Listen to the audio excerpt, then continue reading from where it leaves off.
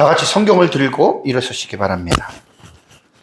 봉독해 드릴 하나님의 말씀은 누가복음 17장 28절에서 30절 말씀까지가 되겠습니다. 28절에서 30절 말씀을 제가 봉독해 드리겠습니다. 이것은 하나님의 말씀입니다. 또 롯의 때와 같으리니 사람들이 먹고 마시고 사고 팔고 심고 집을 짓더니 롯이 소돔에서 나가던 날에 하늘로부터 불과 유황이 비오듯 하여 그들을 멸망시켰느니라. 인자에 나타나는 날에도 이러하리라. 아멘. 네, 앉으시기 바랍니다. 소돔과 고모라의 멸망은 대략 주전 2067년에 일어난 사건으로 봅니다. 이 연대를 이렇게 확정하는 기준은 아브라함의 출생 연도를 2166년으로 보는 견해에 근거하고 있습니다. 이 사건이 일어난 시점은 창세기 이제 18장과 19장 이 내용을 볼 때에 아브라함이 99세 되던 때라고 말하고 있기 때문에 이제 이러한 주전 2067년이 이제 추정이 이제 되었다고 여러분들에게 말씀을 제가 드립니다. 다만 과거의 사건의 연대를 확정하는 이 일은요, 신학적 입장에 따라서 큰 차이가 납니다. 그래서 여기서 말하는 연대는 이제 성경을 제가 연구했던 그 성경을 연구했던 바탕으로 한 하나의 추정이라고 하는 점을 여러분들이 이해하시기 바랍니다. 소돔과 고모라의 멸망 사건은 지금으로부터 약 4000년이 훨씬 지난 과거의 사건으로서 이미 사건은 완료됐지만 이 사건을 통해서 구약시대의 선지자들에 의해서 소환이 되었죠. 그래서 제가 2주 동안 4시간에 걸쳐서 약 이제 13회 정도의 그 본문을 가지고 이제 여러분들에게 말씀을 드렸습니다. 모세가 가나안을 들어가기 전에 이제 광야에서 광야 저편에서 이제 출애굽 2세대들을 향하여 소돔과 고모라의 사건을 소환해서 그들에게 교훈하고요.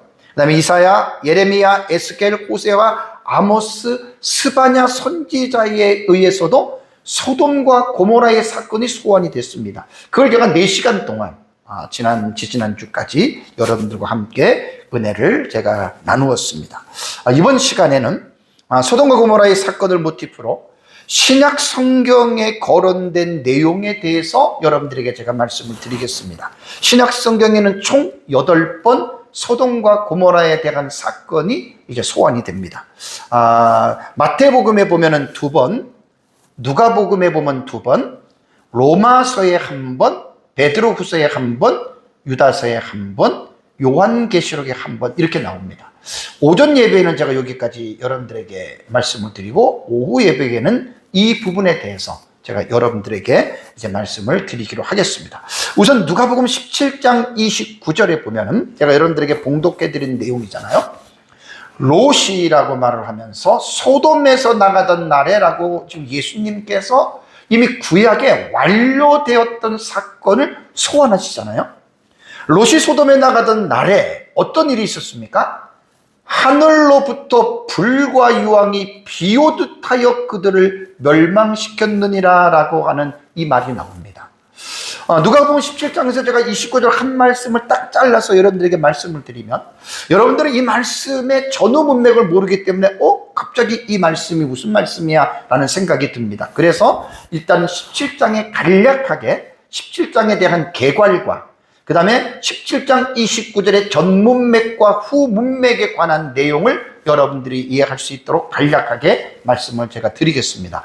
누가복음 17장은요 5가지의 사건이 나옵니다. 5가지 사건인데 1절에서 4절까지가 실족에 대한 경고를 합니다.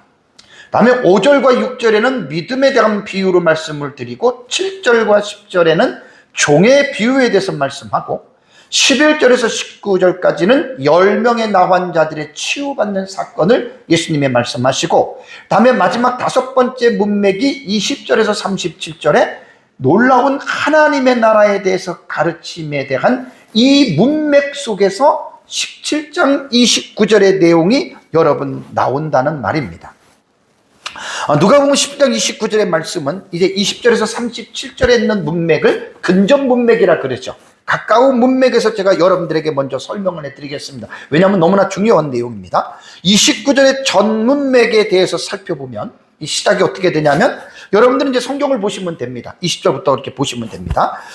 이제 바리새인들이 예수님에게 나오죠. 예수님에게 나와서 질문을 합니다. 무슨 질문을 하죠? 하나님의 나라가 언제 임하니까라는 질문으로 시작이 되고요.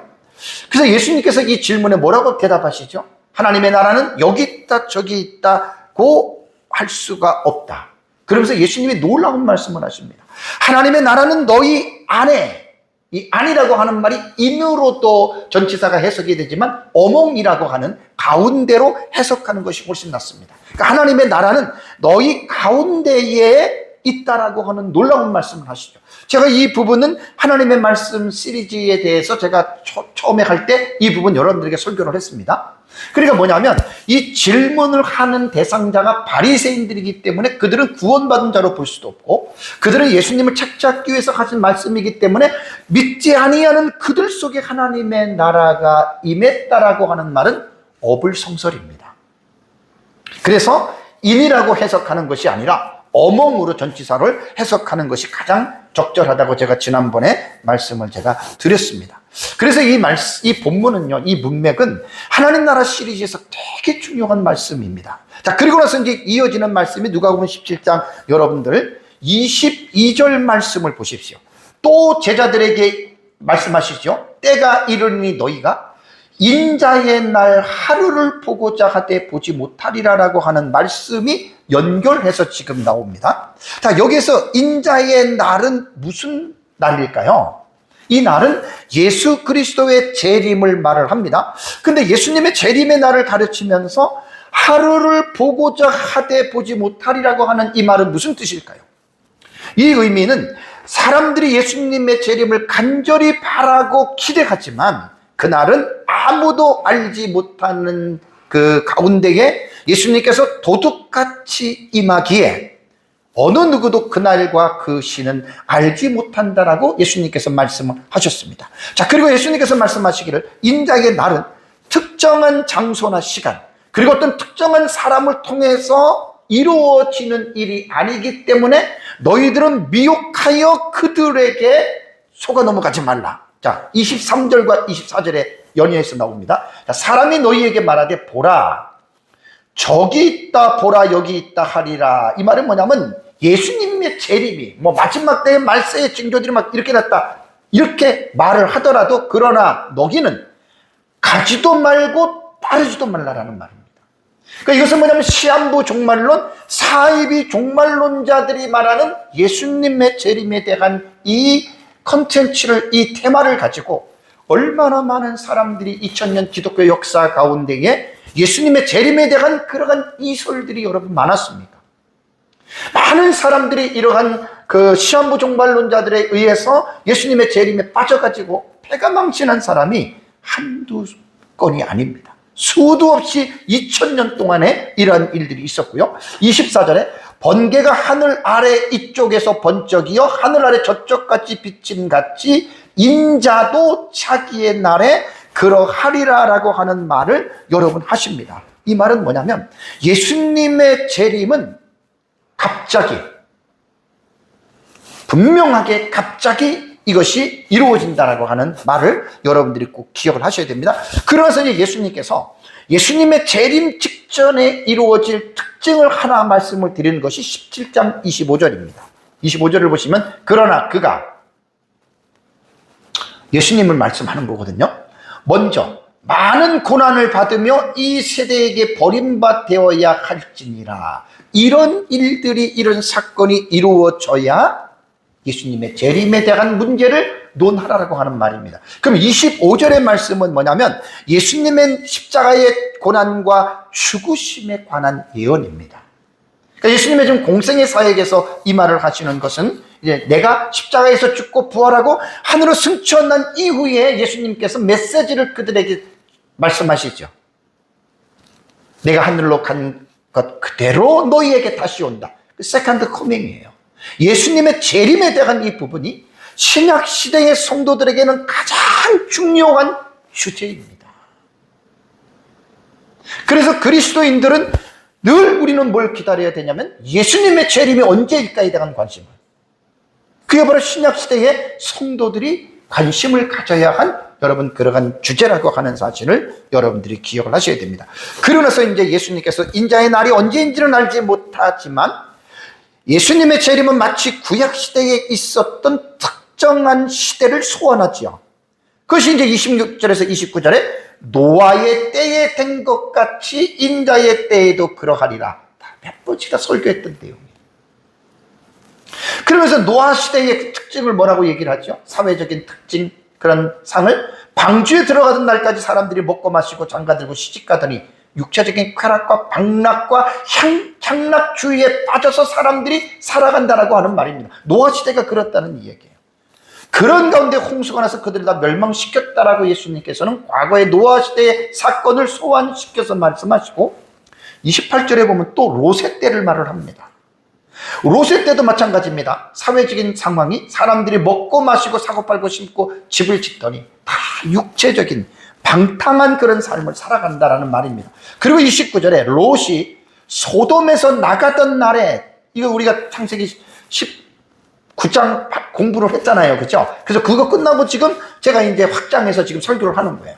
하늘로부터 불과 유황이 비오듯 하여 그들을 멸망시켰느니라라고 말씀하시면서 예수님이 왜 노아의 사건과 롯의 소돔과 고모라의 사건을 소환시킵니까? 이 이유와 목적이 무엇입니까? 인자가 나타나는 날에도 이러하리라, 이것을 강조하기 위함입니다. 예수님의 재림의 때도 언제인지는 우리는 알 수 없지만 예수님의 재림의 때의 세상은 이런 식으로 육체적이고 향락과 방탕의 삶을 살아가는 그때에 예수님께서 도적같이 호련히 갑자기 예수님의 재림이 일어난다라고 하는 사실입니다. 그래서 오늘 제가 누가복음 여러분들에게 17장에서 이제 28절에서 30절까지 읽어드린 말씀을 통해서 우리는 정말 이 문맥에서는 정말 제일 중요한 게 뭐냐면 하나님의 나라가 임했다는 거예요. 그러니까 예수 그리스도의 초림을 통해서, 그리고 예수 그리스도의 그 공생의 사역을 통해서 하나님의 나라가 여기 있다 저기 있다 하는 것이 아니라 예수 그리스도를 믿는 자들에게 하나님의 나라가 임했다. 이것이 프레센트예요. 현재에 임한 킹덤 오브 갓, 하나님의 나라예요. 이 내용이 가장 중요한 거예요. 이 문맥에서는. 근데 제가 제 설교가 지금 어디에 제가 목표를 가지고 설교를 하냐면 하나님의 나라의 사상 시리즈이지만 그 내용을 말하려는 것이 아니라 롯의 때의 사람들이 이렇게 방탕하게 살다가 소돔에서 고모라, 그 다음에 스보임, 아드마 이 내성들이 불과 유황불로 멸망했잖아요. 이걸 제가 지금 여러분들에게 강조를 하는 겁니다. 여러분, 하나님의 예수 그리스도의 재림은요, 하나님 나라의 사상으로 볼 때 하나님 나라가 완성되는 거예요. 예수 그리스도의 재림을 통해서 물론 우리 역사적 전천년에서는 천년 왕국 이후에 완성이 된다고 역사적 전천년은 그렇게 보거든요. 그러니까 우리는 이 본문에서 뭘 봐야 되냐면 예수 그리스도의 재림이 이루어질 때 두 가지의 양극적인 사건이 일어난다 그랬죠. 그죠? 지금 사실 오후 예배도 여러분들이 제가 설교하는 게 뭐냐면 제가 소돔과 고모라의 사건을 선지자들과 예수님과 사도들이 소원하는 목적은 딱 하나입니다. 마지막 심판입니다. 그 심판을 잊지 말고 그 심판을 기억하면서 살아가라라고 하는 것이 이 소돔과 고모라의 사건을 소환시키는 목적이에요.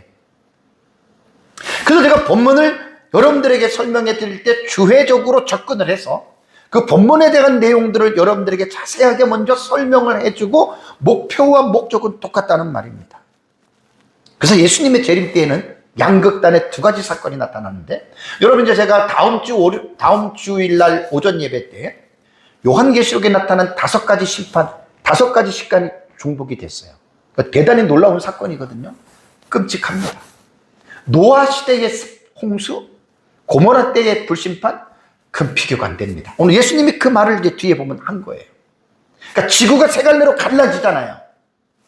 지구 안에 있는 내핵과 외핵, 특히 외핵에 있는 물질인 마그마가 여러분 지구 안에서 깨어져 나온단 말이에요. 어떻게 되겠어요? 많은 사람들이 이 종말에 대한 이 사실을 모르면 이게 무슨 말인지 모르잖아요.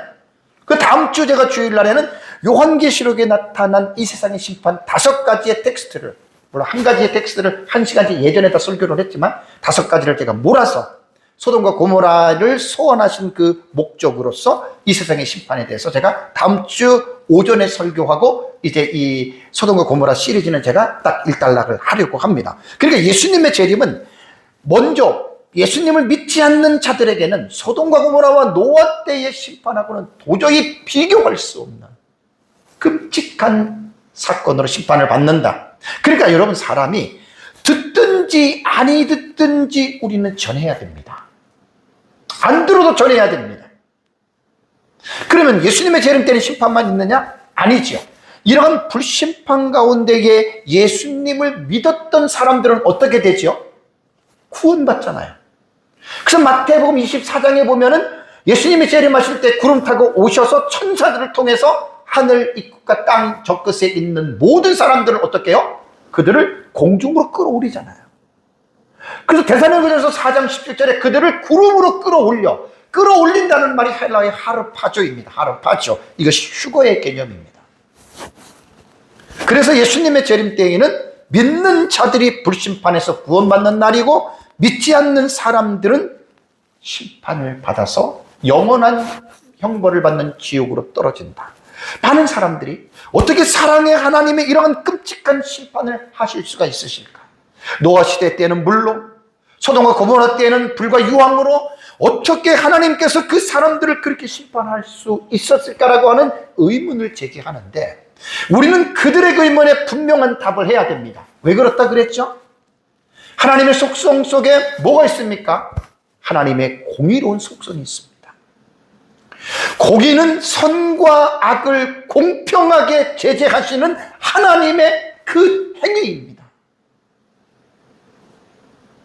그래서 우리는 마지막 때에 예수님의 재림을 통해서 이 세상을 심판하시는 것도 하나님의 공의에 입각한 사실이라고 하는 사실을 여러분 기억을 해야 되고요. 두 번째 본문을 제가 이제 여러분들에게 4가지의 본문을 한번 먼저 관찰하고 여러분들에게 몇 가지를 중심으로 말씀을 드리는데, 예수님께서 재림하실 때에 이 세상에 하나님의 심판이 있는데 그 심판은 소돔과 고모라의 심판과는 비교가 되지 않을 것이다. 곧 소돔과 고모라의 심판은 예수님의 재림 때에 일어나는 불심판에 의하면 그건 아무것도 아니라는 거예요. 이 내용을 예수님께서는 복음서에 3번 말씀했습니다. 2번은 두 번은 마태복음에, 한 번은 누가복음에 기록을 했는데, 자, 우선 마태복음 본문을 한번 쭉 보겠습니다. 마태복음 10장 15절 보면 예수님께서 내가 진실로 너희에게 이르노니 심판날에, 이게 목적이에요. 소돔과 고모라 땅이 그 성보다 어떻게 해요? 견디기가 쉬우리라. 소돔과 고모라의 심판의 내러티브는 제가 4주 전에 여러분 창세기 19장 할 때 자세하게 말씀을 드렸어요. 자연적인 해석과 그 다음에 하나님의 기적적인 해석, 2가지의 해석을 제가 하이브리드 해석의 방법을 사용한다 그랬죠. 그래서 그때 다 자연적인 방법이라던가 초자연적인 걸 해서 하이브리드 해석을 여러분들에게 말씀을 드렸습니다. 끔찍합니다. 다 사람들이 불에 타서 다 죽었습니다. 그런데 예수님의 재림의 심판날은 그것과 비교가 안 된다는 거예요. 그 다음에 마태복음 11장 23절 24절에도 가버나움아 내가 하늘에까지 높아지겠느냐, 음부에까지 낮아지겠느냐, 가버나움을 향해서 말씀하시는 거예요. 내게 행한 모든 권능을 소돔에게 행하였더라면 그 성이 오늘날까지 있었으리라. 여러분이 예수님의 마음을 이해하셔야 돼요. 내가 너희에게 이르노니 심판날에 소돔 땅이 너보다 견디기가 쉬우리라라는 말을 했습니다. 다음에 한 가지, 누가복음 10장 12절과 15절에 어떤 내용이냐면 내가 너희에게 말하노니 그날에, 최후 심판날에 소돔이 그 동네보다 어떻게 견디기가 쉬우리라. 그러면서 화 있을진저 어느 지역이에요? 고라시나. 화 있을진저 벳세다야, 너희에게 행한 모든 권능을 어디에게? 두로와 시돈에게 행하였더라면 그들이 벌써 베옷을 입고 제에 앉아 회개하였으리라. 두로와 시돈은 뒤에서 지도를 보여준 이방입니다. 고라신 벳세다는 예수님의 동네입니다. 참, 이 예수님이 하시는 말씀을 여러분들이 이해를 하셔야 돼요. 그 다음에 심판 때에, 이 최후 심판이거든요. 이게 목적이에요. 소돔과 고모라를 소환하는 이유는 두로와 시돈이 너희보다 견디기 쉬우리라. 여러분, 두로와 시돈이 어떻게 멸망한 줄 아세요? 제가 뒤에 역사적 사실을 말씀을 드리겠습니다. 그 다음에 가버나움아, 예수님이 이곳에서 사역을 제일 많이 했던 데요.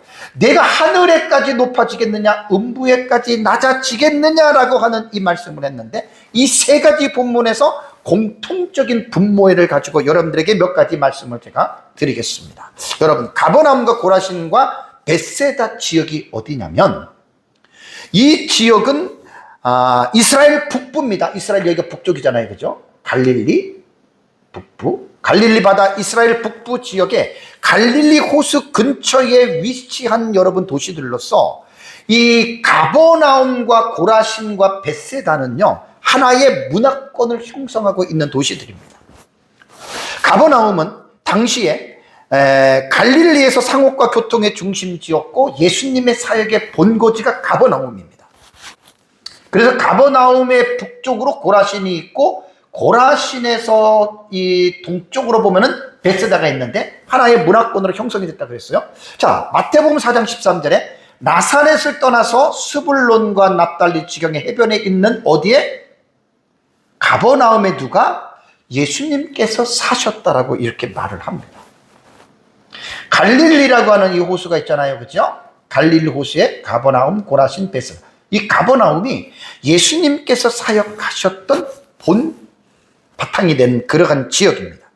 여기서 예수님이 얼마나 많은 기적을 행하셨는지 모릅니다.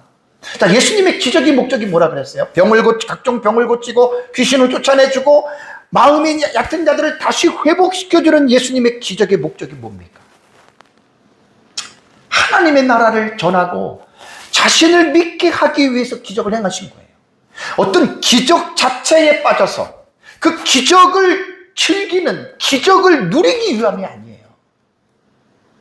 그 기적을 통해서 하나님의 나라를 믿고 하나님의 나라의 복음을 받아들이기 위해서 예수님께서 여러분 기적을 행하셨습니다. 근데 가버나움과 고라신과 벳세다와 나사렛과 이 모든 예수님의 다니는 지역에서는 그 예수님을 믿었던 사람들이 거의 없었죠. 여러분, 가슴 아픈 일입니다. 그래서 이 소돔과 고모라에 대한 심판은 마지막 심판으로 볼 때는 그것은 아무것도 아니다라고 하는 여러분 이 말씀을 예수님께서 여러분 하고 있다라고 하는 거 여러분들이 꼭 기억을 하셔야 돼요. 그래서 제가 이제 다음 주에 이 내용은요, 다음 주 오전 예배에 요한계시록에 나타난 5가지 텍스트를 여러분들이 들으시면 정말 기가 막힙니다. 끔찍합니다. 그러면서 이제 예수님이 또 하나 이제 그 두로와 시돈을 비교하면서 아까 말씀하셨잖아요, 그죠? 심판 때에 두로와 시돈이 너희보다 견디기 쉽다고 얘기를 했고, 너희에게 행한 모든 권능을 두로와 시돈에게 행하였더라면 그들은 벌써 회개하고 멸망하지 않고 있었을 것이다. 아까 말씀드린 대로 너희에게 행한 일을 예수님께서 소돔과 고모라에게 행했다면 소돔과 고모라 사람들이 다 회개해서 그들은 멸망하지 않았을 것이라고 말을 합니다. 그렇다면 두로와 시돈이 어디입니까? 지도를 보시면 지중해 쪽에 보면은 이 페니키아라고 하는 이 지역이 있잖아요. 이 해변가잖아요, 페니키아. 두로, 시돈. 두로는 오늘날의 티레입니다. 레바논, 그쪽을 말하는 거예요. 그러니까 이 페니키아라고 하는 이 도시를 여러분 잘 이해를 하면 여기가 원래 이 자기네들 기본의 그 땅이었어요. 근데 두로와 시돈이 페니키아 지역이 요 작은 지역에서 그 당시에 로마가 한참 그 부흥할 때 로마와 견줄 만큼의 그 파워를 가지고 있었거든요. 그러면 이 두로는 우상을 숭배하는 하나님을 거역하는 여러분 그러한 도시였거든요. 그러면 이 두로는 해안 지역에 있는 페니키아 도시로서 크게 두 파트로 나뉩니다. 여러분 우리가 두로를 볼 때 여기만 딱 보이죠, 그죠? 확대해서 보면 두로는 올드 티레라고 해안가에 바짝 붙은 본토가 있고, 그리고 700에서 800m 정도 떨어진 티레라고 하는 섬이 있어요. 요 섬. 요 두 가지로 지금 있는데, 원래 두로라고 하는 여러분 이 도시는요, 뭐가 상당히 유명했냐면 이 당시에 그 해상이 상당히 유명했던 지역이었습니다. 해상 무역으로 아주 번영을 누렸고, 뭐 저쪽에 스페인이나 그다음에 아프리카 쪽이나 이쪽에서 이제 해상 무역을 통해서 막대한 부를, 정말 그야말로 막대한 부를 챙기고요. 그리고 또 하나 이 두로의 특징이 뭐냐면 자주 장사 있죠. 염료. 이게 아주 특별하게 발전하고 목재에 대한 부분도 특별하게 발전되었던 도시입니다. 너무 부유했어요. 그러다 보니까 교만해진 거예요. 여러분 이집트 쪽에 이쪽으로 가면은 카르타고 기억나시죠? 카르타고 한니발 장군 기억나시죠? 카르타고도 전부 다 페니키아 지역이었습니다. 이게 스페인까지 가는 거예요. 그러니까 자기네들이 돈이 많으니까 자기네들의 본토는 지금 여기지만 돈으로 전부 다 영토를 사고 용병을 사서 이 페니키아가 그 카르타고의 한니발 장군과 그 다음에 로마의 그 스콜피온인가요? 그 장군과 자마 전투가 일어났죠. 카르타고에서. 그 마지막 세기 전쟁입니다. 그 자마 전투에서 할 때 거의 어떻게 보면 페니키아가요, 로마와 막강한 그런 파워를 견주고 있을 만큼 부유했던 나라였습니다. 그런데 성경을 보면 이사야 23장과 예레미야 25장과 에스겔 26장과 28장을 보면 하나님의 선지자들을 통해서 두로의 멸망을 예언했습니다. 교만한 두로, 너는 반드시 멸망할 것이다. 그런데 두로의 멸망을 아까 왜 본문에서 그랬잖아요. 두로와 시돈이 너희보다 나을 거라고 얘기를 했잖아요. 그럼 두로와 시돈에 대한 이 멸망을 우리는 어떻게 봐야 되느냐. 자, 두 번에 대한 멸망이 있었습니다. 이건 역사적 사료를 가지고 말씀드립니다. 주전 586년에 예루살렘이 바벨론에 의해서 함락될 무렵에 느부갓네살이 이 두로를 향해서, 여기에요, 조그만 도시예요. 느부갓네살이 여러분 이 도시를 함락하는데 얼마나 걸린 줄 아십니까? 13년이 걸렸습니다. 요세푸스에 보면 자세하게 나옵니다. 13년이 걸렸는데 이때 엄청난 큰 고생을 했다라고 하는 말이 나오는데 에스겔 선지서에 나옵니다. 여기를 지금 공략한 데 걸린 거예요. 그리고 여기는 공략을 못했어요. 바벨론이.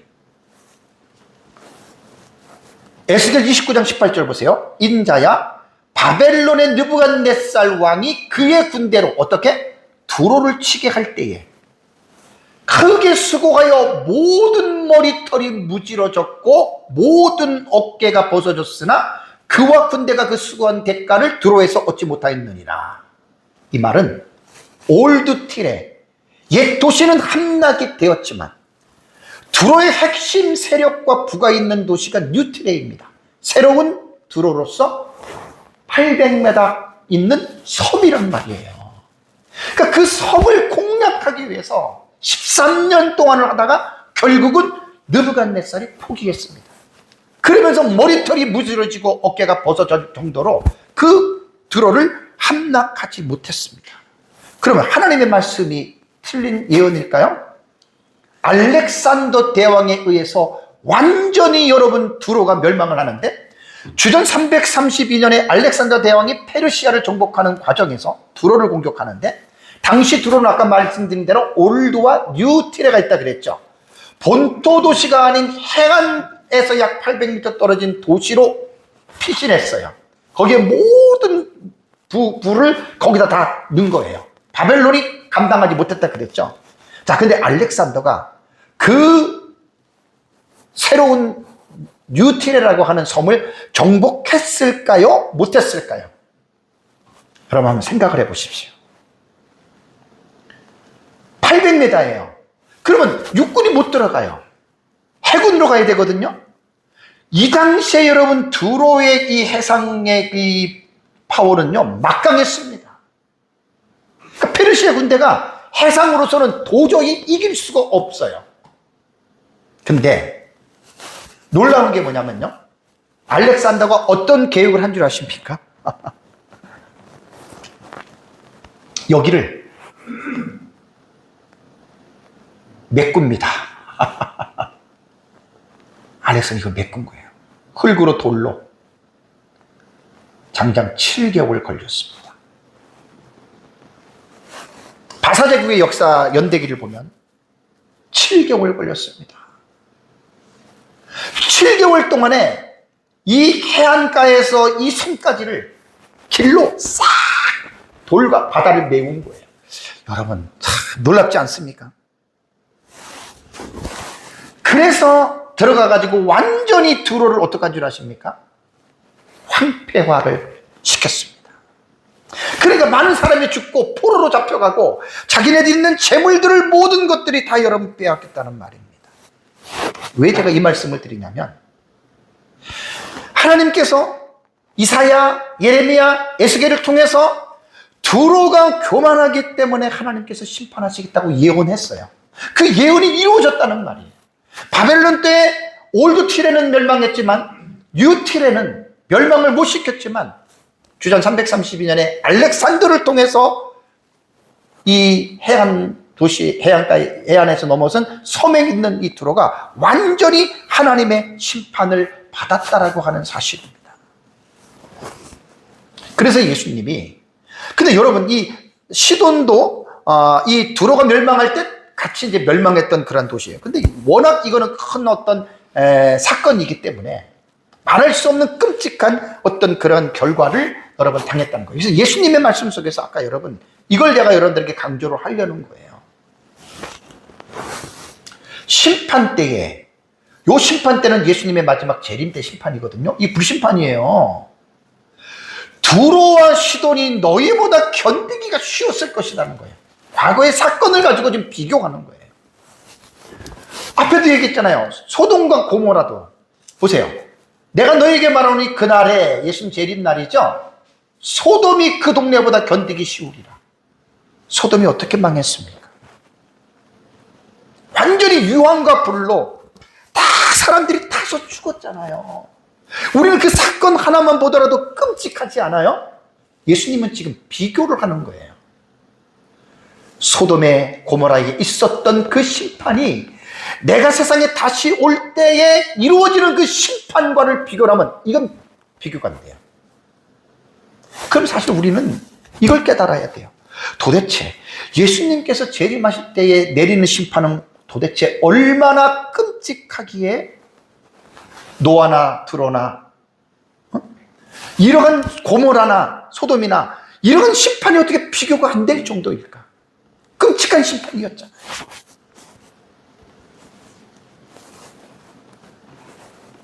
그리고 또 하나, 여러분들에게 제가 이제 마지막으로 이 본문에서 강조하는 게 뭐냐면, 하나님의 아들을 거역한 자들에 대한 심판, 가버나움을 보십시오. 아까 가버나움 봤죠?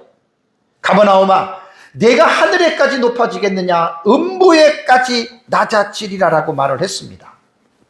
보세요. 두로와 시돈은 이방인이잖아요. 가버나움, 고라신, 벳세다, 예수님 고향이에요. 아브라함의 자손들이 사는 곳이에요. 예수님의 마음이 얼마나 답답하고 얼마나 미어지면 이런 말을 하겠어요. 가버나움은 내가 하늘까지 높아지겠냐고 하는 말은 뭐냐면, 가버나움이 다른 도시들보다 큰 영적인 특권을 누린 거예요. 왜? 그만큼 예수님과 오랜 시간에 같이 있었고 예수님의 기적을 체험했던 영적인 특권을 누렸잖아요. 교만해지는 거예요. 복음을 받아들이지 않는 거예요. 음부에까지 날아지리라고 하는 말은 뭐냐면, 너희들이 예수님을 부인하고 믿지 않았기 때문에 너희들은 멸망하는데, 단순한 멸망을 넘어서 영원한 지옥의 심판을 받을 것을 말하는 거예요. 음부까지 낮아진다라고 하는, 하데스라고 하는 이 음부는 지옥을 말합니다. 본문에서는 하데스는 지옥을 말합니다.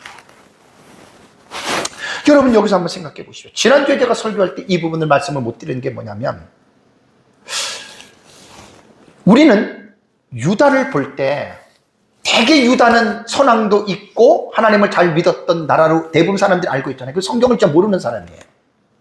지난주 제가 에스겔 본문과 예레미야 본문을 통해서 우리가 뭘 봤죠? 유다의 죄는요, 북이스라엘과 비교를 하면 북이스라엘은 유다의 죄 절반도 안 돼. 더 놀라운 거는요, 소돔과 고모라와 유다 멸망 때와 유다를 비교하면, 이사야 때부터예요. 비교하면 오히려 소돔과 고모라가 유다보다 더 착해. 이해가 되세요? 내가 이 적용 부분을 지난주에 말씀 못 드린 게 뭐냐면, 오늘날 교회가 주님의 몸이라고 하는, 여러분 교회가 하나님의 나라는 아니에요. 착각하시면 안 돼요. 교회는 믿는 사람도 있지만 믿지 않는 사람도 있어요. 믹서가 돼 있어요. 막 교회가 하나님 나라다? 그건 잘못된 말이에요. 보이는 교회가 있고 보이지 아니하는 교회가 두 가지의 교회 요소가 있잖아요. 지난주에 제가 이 말씀을 드리려고 했던 게, 오늘날 한국 교회가 한 15년 전부터 안티 기독교인들이 공공연하게 내뱉는 말이 뭐죠? 우리 기독교인들을 보고 개독교라고 그러잖아요. 개독교. 기독교는 예수 그리스도를 믿는 사람들의 모임이거든요. 개독교는 개 같은 짓을 하는 사람들이 모이는 집단이 기독교를 그렇게 비하한 거예요. 물론 기독교가 아무리 타락했어도 그렇지 않습니다. 그런데 타락한 숫자가 너무 많아요. 신학교 교수들, 목회자들, 성도들, 아예 그냥 이게 고정이 픽스가 됐어요. 고정이 됐어요. 기독교는 개독교야. 여러분 여기서 저와 여러분들이 자유로울 수 있습니까? 저와 여러분들은 깨끗합니까? 그렇지 않습니다. 우리도 부족한 모습들이 내 부족과 연약을 통해서 다른 사람들이 나를 보고 그렇게 기독교를 욕할 수 있다고 하는 사실을 인정하시기 바랍니다. 그러니까 우리는 구원받았고, 우리는 하나님의 자녀고, 나는 목사고, 우리는 성도고, 나는 교회를 오래 다녔고, 그렇기 때문에 마치 나는 이 세상에서 하나님의 영광을 돌리는 것처럼 말하지만, 이 가버나움에 관한 이 메시지를 우리의 삶으로 적용을 한다면 우리도 충분히 이럴 수 있겠다 싶습니다. 그래서 불신자들이 교회를 보고 개독교라고 비하하는 이 용어 속에는 나는 안 그래라고 우리는 자신하지 말고, 나도 이 속에 포함되어 있다고 하는 걸 여러분 기억하시기 바랍니다. 이걸 제가 지난주에 이 텍스트에서 제가 적용을 못 시켰어요. 제가 성경을 주행하는 데에 시간을 많이 들기 때문에 적용이 되게 약해요. 어쩔 수 없어요. 저는 적용도 중요하지만 나는 성경 본문의 해석을 나는 중요하게 생각하는 사람이기 때문에 그러는 거예요. 마지막 하나, 로마서에 대한 텍스트 하나를 여러분들에게 말씀을 하고 오전 예배를 제가 마치려고 합니다. 로마서 9장 29절입니다. 로마서 9장 29절을 보시면 또한 이사야 선지자의 말이에요. 미리 말한 바라고 하는 말은 뭐냐면 구약성경 이사야 선지자의 말을 바울이 지금 소환하는 거예요. 인용하는 거예요. 어떤 내용입니까? 만일, 가정법이에요. 가정적인 문장이에요. 만일 만군의 주께서 우리에게 씨를 남겨두지 아니하셨다면 우리는 어떻게 된다고요? 소돔과 같이 되고 고모라와 같았음이라 함이로다라고 하는 말을 바울이 로마서 9장 텍스트에서 이걸 소환시킨단 말이에요. 이게 무슨 말일까요? 이게 이사야서 1장 9절의 말씀이에요. 이거 제가 지난주 2주 전에 설교했어요. 그죠? 이사야서 1장 9절의 말씀을. 왜 바울이 그러면 이사야서 1장 9절의 말씀을 로마서 9장에서 소환을 시켰을까? 자, 우선 그러면 이사야서 1장 9절의 말씀이 뭘까요? 2주 전에 제가 말씀드린 대로 이사야 선지자의 말은요, 그 당시에 이사야 선지자가 살던 시대를 이해를 해야 돼요. 주전 8세기예요. 북이스라엘 아직 멸망하지 않았을 때예요. 근데 이사야 선지자가 유다를 향해서 뭐라고 불렸냐면 관원들을 너희 소돔의 관원들아라고 부른 거 기억나시죠? 그 다음에 백성들을 뭐라고 불렀어요? 이 고모라의 백성들아라고 호칭을 했습니다. 왜 그랬을까요? 이사야서 1장만 봐도 알잖아요. 종교적인 지도자들이, 제사장과 선지자들이 다 그랬어요. 아이고, 또 그 얘기하면 시간 많이. 너희가 손을 펴고 기도할지라도 지금 주님이 보지 않는다, 듣지 않는다. 왜? 너희 손에 피가 가득하다. 호세아서에서도, 아모스서에서도 제가 지난주에 말씀드린 대로 하나님은요, 종교적인 행위 자체만 보시는 게 아니에요. 종교적인 행위 플러스 우리의 삶을 함께 투게더 함께 보신다. 위대의 개념, 함께 보세요. 가인과 아벨의 그 제사는 제물만 본 것이 아니라 가인과 아벨의 삶도 하나님이 같이 보신 거예요. 그러니까 우리가 선지서를 연구하다 보면 어떤 선지서든 간에 구약시대 이스라엘 백성들은 하나님이 제물만, 종교적인 행위만 절대 보지 않습니다. 종교적인 행위, 종교적인 어떤 규례 플러스 그 사람들이 살아가고 있는 삶의 현장에서 삶을 주님은 같이 보신다는 이야기예요. 이사야 때나 예레미야나 에스겔이나 호세아나 아모스나 스바냐를 제가 다 2주 동안에 여러분들에게 설교를 할 때 그때 나타나는 그 시대의 역사적인 배경이 어땠습니까? 하나부터 열까지 다 망할 수밖에 없는 그러한 구조, 그런 삶을 이스라엘과 북이스라엘과 남유다가 그렇게 살았다라는 거예요. 그래서 이사야 선지자가 지금 1장 9절에서 주께서 우리에게 씨를 남겨두지 아니하였더라면 라고 하는 이 말은 뭐냐면 720여 전에 북이스라엘이 아수르에서 멸망을 당했잖아요. 죄 때문에 망했어요. 유다도 사실 망했어야 되잖아요. 이사야 그 선지서를 보시면 유다도 망해야 돼요. 왜? 유다는 이스라엘보다 더 나빴어요. 더 악했어요. 왜 제가 하나님이 남유다를 심판하지 않았다고 말씀하신 줄 아시죠? 유다가 그들의 행위가 깨끗해서 보존시킨 게 아니에요. 뭐 때문에? 베리트, 언약이에요. 베리티라고 하는 1인칭 소유격이 붙으면 나의 언약 때문에. 그래서 여러분 성경은 지금 창세기를 쭉 공부를 하면서 언약이라고 하는 커버넌트예요.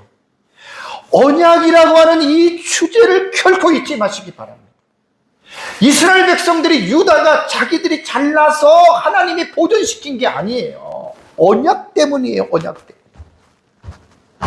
그래서 조금 남겨주지 아니했더라면 이 남겼다라고 하는 말이 렘넌트 시알로지예요. 디알로지예요. 이 남은 자의 사상 되게 중요합니다.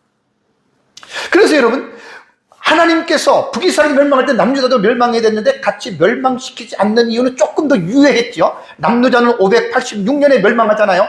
그때까지 하나님께서 유예하신 이유는 뭐냐면 언약 때문이라고 그랬죠. 무슨 언약? 아담 언약에서 창조 언약이 있고 행위 언약이 있고 그 다음에 구속 언약이 있죠. 창세기 3장 15절. 그거 지키려고 하시는 거예요. 그 언약이 노아에게 내려갔고 노아의 언약이 아브라함에게 내려갔고 그 아브라함의 언약을 지금 진행하는 가운데 이게 여기 내 후손을 통해서 죄인들을 구원하시겠다고 하나님이 이미 약속했잖아요. 창세기 3장 15절에. 이스라엘 백성이 이렇게 온갖 말할 수 없는 소돔과 고모라보다도 더 악한 사람을 하나님이 버려버렸다. 하나님이 그들과의 관계를 끊어버렸다면 뭐가 문제인 줄 아세요? 하나님의 공의로서 이스라엘과 유다를 완전히 이 지상에서 싹 정리해버렸다 그러면 하나님은 사실 괜찮아요. 왜? 공의 하나님이기 때문에 그럴 수 있어요. 근데 뭐가 문제가 되느냐? 언약적인 관점으로 볼 때는 하나님이 문제가 돼요. 성경은 언약서죠. Old Testament, New Testament예요. 성경은 언약적으로 읽으셔야 돼요. 언약적으로 읽지 못하고 행위로 읽는 사람들은 마치 자기가 뭐 다른 사람보다 월등하고 다른 사람보다 좀 나니까 하나님이 그것 때문에 나를 구원하셨고 그것 때문에 하나님이 내게 복을 주실 것이라는 대단한 착각들을 합니다. 그 사람은 성경의 언약의 그 의미를 진짜 모르는 바보, 멍텅그리 수비 크리스천이에요. 저와 여러분들이 행위로 얼마나 하나님을 기쁘시게 할 수 있는 여러분 한번 생각해 보셨습니까?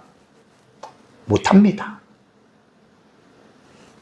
인간은 전적 타락한 존재이고 너나 할 것 없이 우리는 행위로는 절대로 하나님 앞에 설 수 없는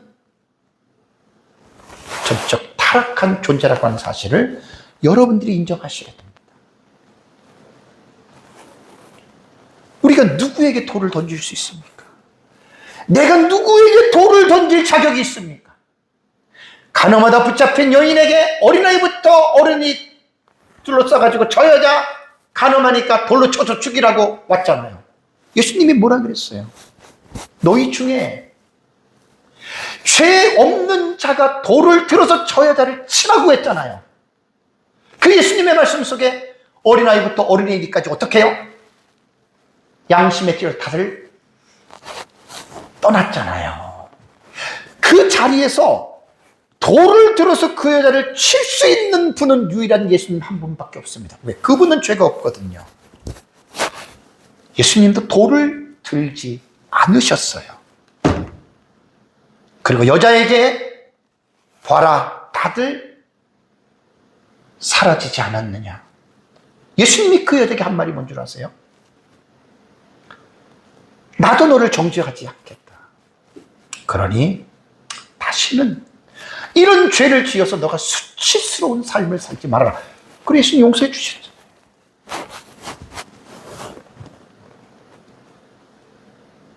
나는 그 여자처럼 간음하지 않아요.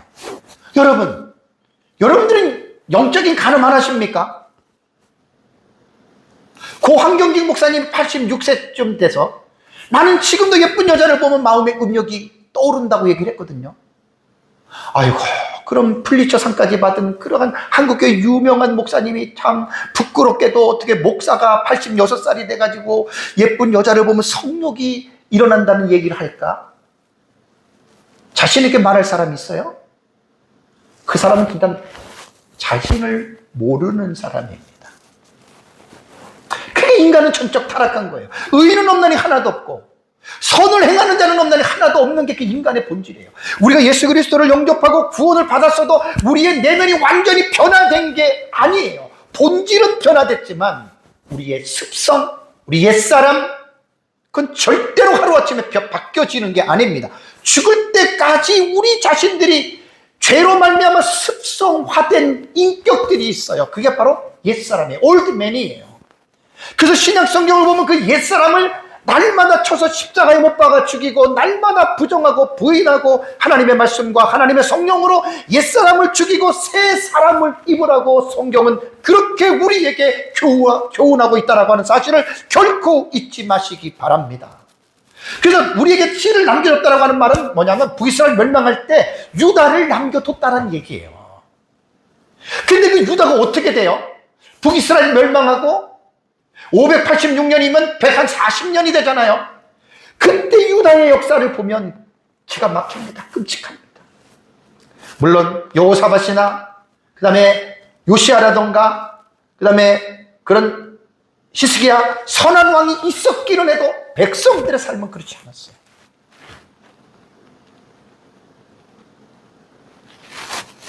그러니까 이사야가 야 우리는 뭐 잘나가지고 우리가 지금 이렇게 안 망한 줄 아냐? 그 말이에요. 유다 사람들에게. 맨날 너희는 북이스라엘 우상 섬기고 나쁘다고 해서 망했다 그러는데 야 우리는 어떻냐? 우리는. 이사야서 1장을 읽어보세요. 우리는 어떠냐는 거예요. 그래서 나중에 이제 에스겔 보면은 유다의 죄는 이스라엘은 반도 안 돼요. 더 악한 게 유다예요. 소돔보다도 악한 게 유다예요. 결국 586년에 하나님 멸망시키잖아요. 그러니까 이 말씀을 가지고 지금 사도 바울이 로마서 9장의 텍스트 안으로 이 본문을 이사야 1장 9절을 소환하는 이유가 뭐냐면 우리라고 잘난 줄 아냐? 그 말이에요. 지금 하나님을 믿는 나와 우리라고 지금 잘난 줄 아느냐? 아니라는 거예요. 그래서 로마서 9장과 10장과 11장을 간략하게 썸머리에 드리면 로마서 9장은 바울이 이스라엘의 불신앙의 문제를 다루면서 선택은 하나님의 또 absolute sovereignty of God이에요. 하나님의 절대적인 주권이라는 거예요. 선택은 인간의 행위, 노력 전혀 상관없어요. 하나님의 절대적인 주권으로 우리는 다 본질상 진노의 자녀로 태어났지만 창세전에 그리스도 안에서 그 십자가의 피로 우리를 구원하신 그 하나님의 셀렉트예요. 초이스, 선택. 그 하나님의 주권이에요. 소브레인티 오브 갓이에요. 하나님의 주권이에요. 내 노력과 행위가 아니에요. 그 10장을 보면 이스라엘 백성들이 왜 버림을 받은 줄 아느냐? 로마서 10장에 믿음을 따르지 않고 자기 행위를 따르다가 그들이 버림을 받았다라고 10장에 얘기를 합니다. 그 11장을 보면 그럼 하나님이 이스라엘을 영원히 버렸느냐? No, 아니라는 거예요. 이스라엘을 잠깐 버린 이유는 이방인들의 충만한 수를 구원하기 위해서 하나님께서 이스라엘을 잠시 보류했다고 말을 하면서 이방인들의 구원이 완성될 때 이스라엘의 남은 자들이 민족적으로 구원에 이르게 될 것을 지금 강조하면서 로마서 9장과 10장과 11장의 가장 중요한 핵심 포인트는 뭐냐면 은혜로 너희들을 구원을 받았다. 하나님의 은혜. 그레이스 오브 갓이 너희들의 노력이 아니야. 너가 잘나서 그렇게 된 게 아니야.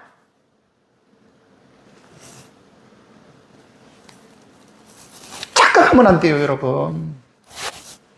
착각하면 안 돼요. 우리가 여러분 의로운 게 뭐가 있습니까? 솔직히 한번 하나님 앞에 내놓고 말해보세요. 우리가 의로운 게 뭐가 있어요? 하나님의 은혜가 아니면 저와 여러분 지옥 가야 마땅할 자들입니다. 이것이 언약적인 관점으로 성경을 보라는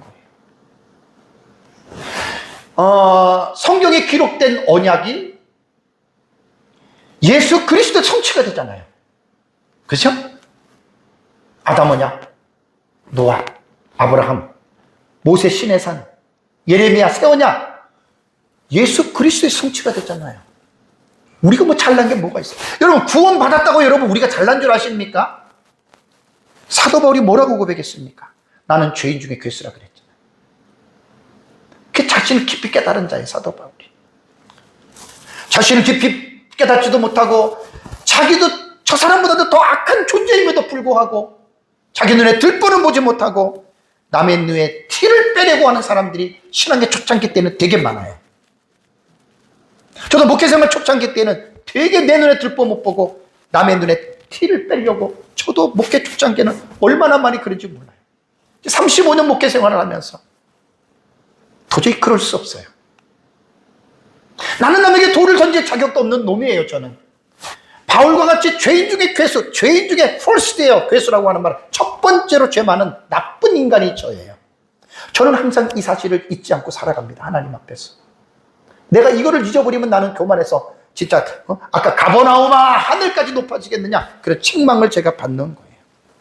그래서 성경은 언약의 관점으로 보셔야 돼요. 아담과 하와가 범죄하고 창세기 3장 15절에 구속의 언약, 여인의 후손의 언약은 그 너희들이 범죄한 너희들을 여자의 후손이신 메시아가 와서 너희들의 죄를 담당하고 십자가에 죽으시고 부활하시고 승천하셔서 너희들을 새롭게 하실 것이다. 이 언약이 성취될 때까지는 북이스라엘이든 남유다든 간에 결코 그들은 망하지 않습니다. 그들이 망했다라고 하는 말은 뭐냐면 잠시입니다. 영원히 망한 게 아니에요. 왜? 이스라엘하고 유다를 싹 쓸어버리면 하나님의 언약에 문제가 생기잖아요. 그래서 하나님이 그러실 수 없다라고 하는 말입니다. 바울이 말하고자 하는 여러분, 이 로마서에서 이 본문에 보면은 만일 주께서 우리에게 씨를 남겨두지 아니하였다는 요 말을 한번 여러분 생각해 보세요. 자, 씨라고 하는 말이, 씨는 이게 신학적으로 상당히 중요한 의미를 말하고 있습니다. 스페르마라고 하는 이 헬라어 씨는요, 식물이나 동물이나 사람의 씨입니다. 다 해당이 됩니다. 본문에서는 아브라함의 후손, 즉 유대인들을 가르칩니다.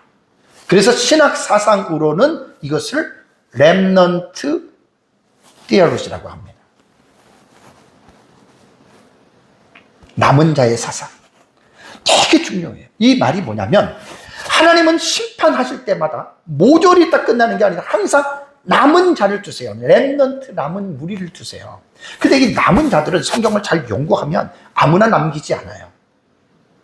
하나님 안에서 믿음을 지키고 하나님 안에서 하나님을 경외하는 그 사람들, 그러한 자들을 하나님이 남기신다는 거예요.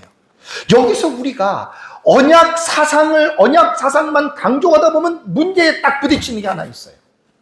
그게 뭐냐면 모든 것이 하나님이 다 해. 그럼 인간은 아무것도 아니야. 언약만을 강조한다면 어떤 문제가 생기냐면 로마서 9장 16절을 보세요. 그런지 원하는 자로 말미암도 아니요 다른 자로 말미암도 아니요 그 다음에 오직 긍휼히 여기신 하나님으로 말미암다 그랬죠. 하나님의 절대 주권이에요. 에베소 1장 11절도 모든 일을 그의 뜻대로 결정하신 일하시는 계획을 따라 하나님의 주권이에요. 하나님의 언약에 의해서 우리를 구원하시는 거예요. 그러면 여기서 모든 것들이 끝나느냐? 여기서 끝나면 기독교가 기울어진 기독교가 됩니다. 왜 어디에서 기울어지는 줄 아세요? 인간의 책임 문제입니다. 인간의 책임입니다. 하나님께서 우리를 왜 구원하셨어요? 하나님 우리를 구원하는 데에는 우리의 행위가 전혀 상관없다 그랬죠. 우리 노력도 전혀 상관없다 그랬죠. 하나님이 100% 하나님의 은혜로 우리를 구원하셨어요. 왜 구원하셨어요? 무엇 때문에? 무엇 때문에 하나님 우리를 구원하셨죠? 그래서 제가 한 두 달 전에, 한 달 보름 전에 창세기 18장 19절에 하나님이 아브라함을 왜 선택했느냐 그 본문 아주 중요한 설교였어요. 자, 하나님이 아브라함을 75세에 불렀어요.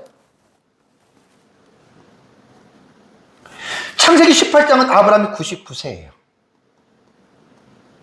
24년 동안 창세기 12장에서 18장까지 보면 하나님이 일방적으로 아브라함에게 복만 주십니다. 거짓말해도 아내를 누이라고 다른 남자에게 넘겨도 하나님이 그냥 다 뒤처리해주고 전부 뒤처리해줘요. 롯을 구하러 올 때 집에서 기른 가시는 가정의 신하들이거든요. 318명 가지고 어떻게 메소포타미아에서 내려오는 4개 제국을 이길 수가 있어요. 사해의 저기 남부에 있는 5개 성읍이 꼼짝도 못하고 당했는데 어떻게 아브라함이 그 인원을 갖고 될 수 있냐. 여러분, 하나님이 하신 거예요. 하나님이 왜 그랬어요? 그러니까 하나님이 언약 때문이라니까. 언약. 아브라함의 언약은 창세기 12장 1절에서 3절이에요. 그 언약을 지키려고 하나님이 일방적으로 복을 줬죠. 자, 24년이 지난 아브라함 99세 때에 창세기 18장 19절에 내가 왜 너를 선택한 줄 아느냐? 하나님의 본심을 밝히는 거예요. 여호와의 도를 지켜 의와 공도를 행하는 삶을 살게 하려고 내가 너를 구원한 거야. 24년 지난 다음에 비로소 하나님이 말한 거예요. 이게 뭐냐면 인간의 책임입니다. 하나님 우리를 구원하신 것은 나 혼자 구원받고 나 혼자 세상에서 잘 먹고 잘 살고 평안을 누리라고 구원한 게 절대로 아닙니다. 이거 진짜 기독교인들이 이거 모르면 멍청해요, 멍청해. 그래서 에베소 2장 10절에도 하나님이 왜 우리를 구원했어요? 우리로 하여금 선한 일을 행하면서 살아가기 위해서 하나님이 우리를 구원했다 그랬잖아요. 그러니까 구원받기 전에는 구원의 문제는 행함이 전혀 상관이 없어요. 근데 구원받은 사람들은 반드시입니다. 성화의 삶을 살아가게 되어 있습니다. 이것이 칭의와 성화의 개념이에요. 칭의에서 구원이 완성된 게 아니에요. justification이라고 하는 칭의에서 구원이 끝난 게 아니라고요.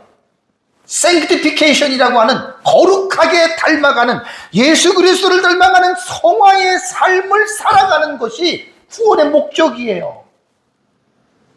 구원의 서정이 하나님의 소명부터 시작해서 영화까지 9단계 보통 개혁신학에서 이야기하잖아요.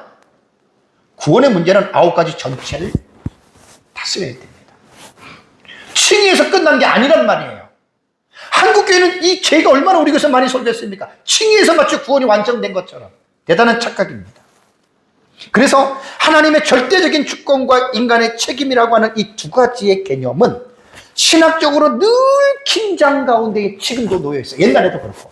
여기에서 하나님의 주권이나 인간의 책임에 한쪽으로 치우치게 되면 기독교는 기울어진 기독교가 됩니다.